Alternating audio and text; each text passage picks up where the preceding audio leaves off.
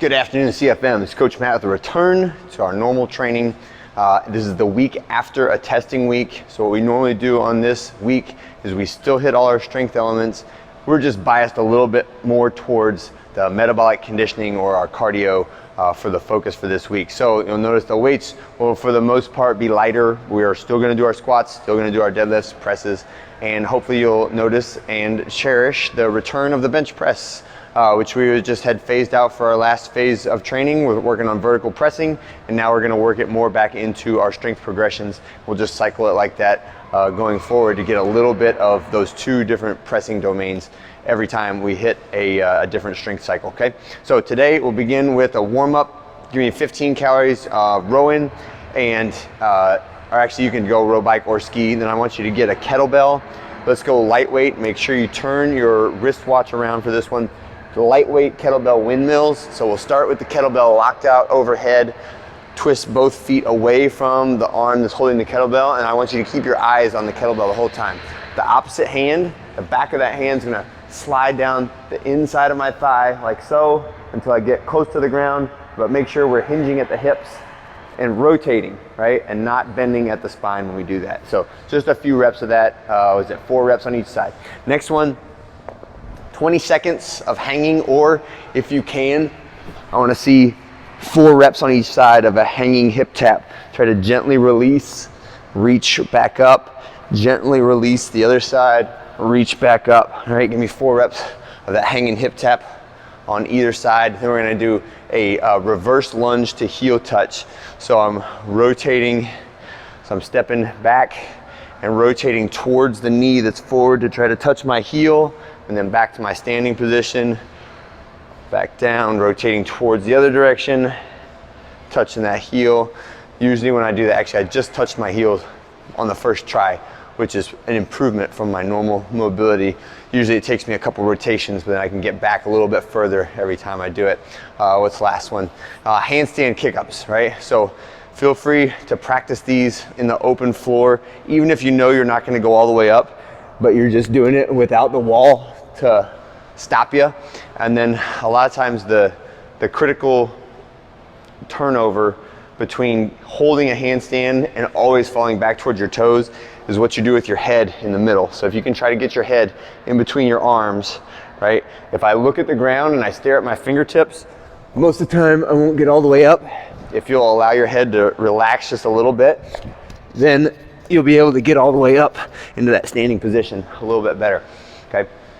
Play with that, play with it against the wall, do a pike walk up, whatever you gotta do, but get your body over your hands as we do those handstand kick-ups. Next, we're gonna go into the workout. So get your back squat bar set up. You're gonna need another kettlebell, and I'll show you a couple different modifications for how we can do the lunge. We're gonna go 4 rounds through for quality, 8 pause back squats. So we'll get underneath that weight and let it hold you down there, 1,000, 2, 1,000 at the bottom, and then drive back up, all right? So we're trying to stay active, maintain that good posture, wherever the bottom position is for you that doesn't cause you to compromise your low back. Like I know I could get to this bottom position and I could go a little bit lower, but I gotta hunch my back and curl my butt underneath, and that's not a good safe position for me to be in with load on my back. Right? So it's important to know the difference between something I can do and something I should do with the weight on my back. Next one, we're gonna do 20 seconds on each leg of a static lunge. So if you can, we're just in that perfect, sorry, so you can see lunge position, 90 degrees front knee, 90 degrees back knee, and just like a centimeter off the ground, right? Holding for 20 seconds, a relatively challenging position, shoulders over the hips. If that is too tough for me to do for 20 seconds, I can get this band, put it up over the rig, step back behind it so that the band is right over about where my knee is, and then I get into that same position, just a little bit less resistance, and you can hold. So make sure you don't use the band so much that you're not really feeling it, but don't go at so heavy of a resistance that you can't hold a good position for 20 seconds. And definitely keep your hands off your leg, try to maintain that upright torso, shoulders directly over the hips when you do it, okay? Next one is a bottoms up kettlebell clean, okay? So we'll do the bottoms up. Anytime we do bottoms up clean, We want to finish with the bell end of the kettlebell facing upward, and we're stabilizing that weight using our grip and our shoulder muscles, right? So from right in front of us or directly underneath where it's going to be caught, right in line with my shoulder, I'm going to jump and pull upward, catch it with that bottoms up, and then stand tall, okay?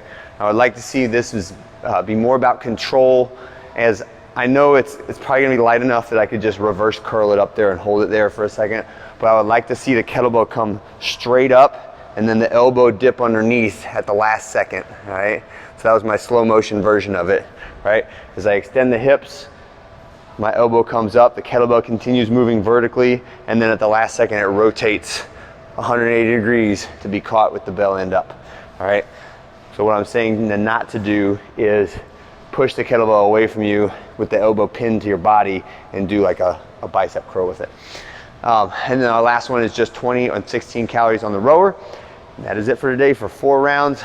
See you guys for our workout on Tuesday.